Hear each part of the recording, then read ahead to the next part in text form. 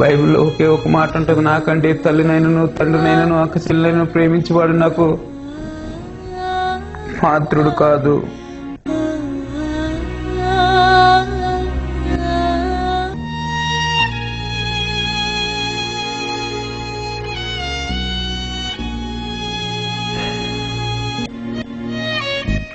ఏ బిడ్డను అడ్డం పెట్టుకుని నా భార్య సేవకు వద్దని చెప్పిందో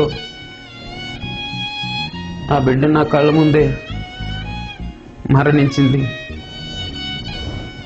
ఈ బ్రతకడం వేస్ట్, సముద్రంలోకి దూకి చనిపోదాం అనుకున్నాం. హాస్పిటల్ గోళ్ళకి తలలే బాదుకున్నాం, నేల మీద పడి దొల్లేము.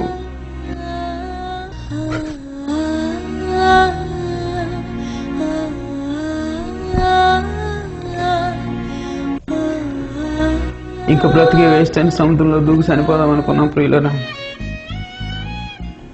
అయితే అక్కడ ఉన్న వాళ్ళందరూ పరిగెట్టుకొచ్చి, ఏమయ్యా ఆ దేవుడి పని అంటే చేసుకోవచ్చు కదా, నువ్వు ఎందుకు దేవుడి పనులు నిర్లక్ష్యం చేసావు, అందుకే ఇలా జరిగిందని చెప్పారు.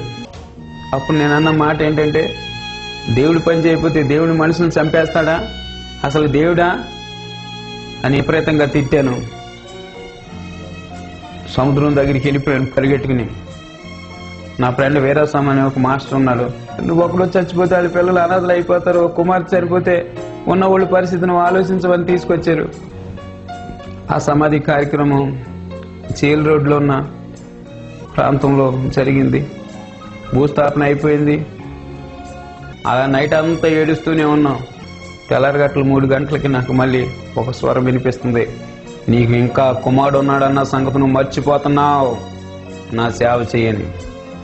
భయం వచ్చింది, వణుకొచ్చింది మాట వెనకని. నా భార్య దగ్గరికి వెళ్ళాను. విశాఖపట్నం వచ్చిన 4 రోజుల్లో మీ అమ్మ చనిపోయింది. 2వది డెంగ్యూ వ్యాధి జ్వరం వచ్చింది. 3వది టీబీ వ్యాధి వచ్చింది. 4 10 సంవత్సరాల కుమార్తె చనిపోయింది. ఇంకే విశాఖపట్నంలో వద్దు, మనం దేవుడి సేవకి వెళ్ళిపోదామంటే నా భార్య అందే, దేవుడి సేవకైతే నేను రాను, నేను ఇక్కడి నుంచి విశాఖపట్నం వదిలేద్దామంటే వస్తాను అందే. సర్లే అని బతిమాలుకున్నాను. అయితే ఆవిడ చెప్పిన మాట ఏంటంటే, మనం రామకృష్ణ నగర్కి ఒక 50,000 రూపాయలు బాకీ ఉన్నాం, చెప్పేసి రండి అందే. మా సార్ దగ్గరికి వెళ్ళి, సార్ మేము విశాఖపట్నం నుంచి వెళ్ళిపోదాం సార్, మమ్మల్ని పంపించేయండి సార్ అని ఆయన బతిమాలుకున్నాం. ఆయన 2 చేతులు జోడించి, మీరు నాకు ₹1 కూడా అవసరం లేదు, మీరు వెళ్ళి ఆ దేవుని సేవ ఏదో చేసుకుంటానని అంటున్నారు, చేసుకోండి, మీరు అడిగినప్పుడు పంపించుంటే నీ కుమార్తె బ్రతికుండేదని కూడా చెప్పాడు. నేను అన్నాను, మీ 50,000 2 సంవత్సరాల్లో ఇచ్చేస్తాను సార్ అంటే నాకు ₹1 అవసరం లేదని చెప్పి అప్పుడు 2 చేతులు జోడించి పంపించాడు. మేము విశాఖపట్నం వెళ్ళిన వ్యక్తులు మా 5గురం, మిగిలింది 3 వ్యక్తులు ప్రియులారా. అప్పుడు సేవకు వచ్చాం, కనిపెట్టి ప్రార్థన చేస్తున్నాం. ప్రభా నువ్వు సేవకు రమ్మన్నా వచ్చాము, ఎలాగ సేవ ప్రారంభించాలో ప్రభు అని ప్రభువుని అడిగితే, దర్శనంలో ఎస్కే మార్గ్ గారు అనే పాస్టర్ గారు నాకు దర్శనంలో కనపడ్డారు. ఆయన అన్నారు, పర్లేదు రండి బ్రదర్ అన్నారు. 4 రోజుల్లో దేవుడి కొరకు వచ్చేసాం ప్రియులరా. మార్గ్ గారి దగ్గరికి వెళ్ళాము. ఆ పాస్టర్ గారి దగ్గరే సుమారు 6 నెలల నుంచి సంవత్సరం వరకు నేను పరిచయం చేశాను.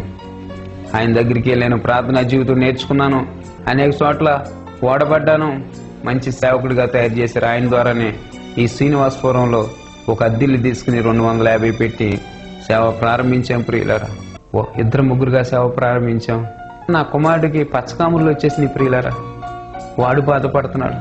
నా భార్యకి నడుము నొప్పి వచ్చింది ప్రియులరా, ఆపరేషన్ చేయాలంటున్నారు, 80,000 ఖర్చు అవుతాయి అంటున్నారు. అయ్యా నీ సేవకు వచ్చాం కదయ్యా, ఏంటి ప్రభు అని ప్రార్థన చేసుకున్నాం. అసలు మేము ఎప్పుడైతే సేవకు వచ్చామో నా కుమారుని కూడా సేవకే సమర్పించేశాం. సువార్తలను నిలబడ్డాం.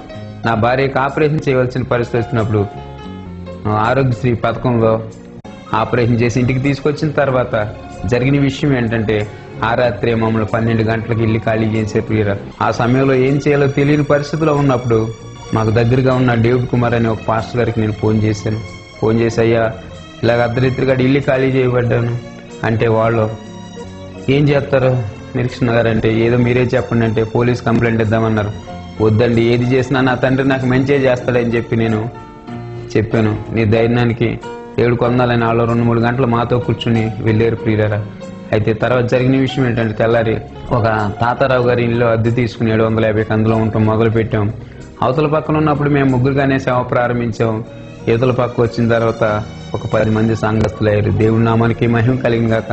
దేవుడి ఉద్దేశం ఏంటో నాకు అప్పుడు కాలేదు. కానీ అయితే ఆ సంవత్సరం వార్షిక వస్త్రం పెట్టాం. 2వ సంవత్సరం వార్షిక వస్త్రం పెట్టినప్పుడు 4 వ్యక్తులు బాప్తిస్మం పొందారు. ఆ 4 వ్యక్తుల్లో నిరీక్షణ దీవెన కుమారి సుబ్బులు గారు ఉన్నారు ప్రియులరా. అలాగా నా సేవ ప్రారంభమైంది. సేవలు ముందుకు సాగుతున్నాం. ఇల్లు ఖాళీ చేయించామని వీళ్ళు కూడా పెట్టినప్పుడు 3 రోజులు ఉపవాసం ఉండి అడిగాను, ప్రభువా మేము ఎక్కడికి వెళ్ళాలి ప్రభు అంటే దేవుడు ఒక స్థలాన్ని చూపించి, ఇదిగో ఈ స్థలంలో నీ మందిరం కట్టుకోమని చూపించి ఆ మందిరం ఆకారం కూడా నాకు చూపించాడు. దాని పేరు ఏసఐఎస్ అనేది ప్రార్థనా మందిరం అనేది దర్శనంలో చూపించాడు. ఈ రోజుని అదే మందిరం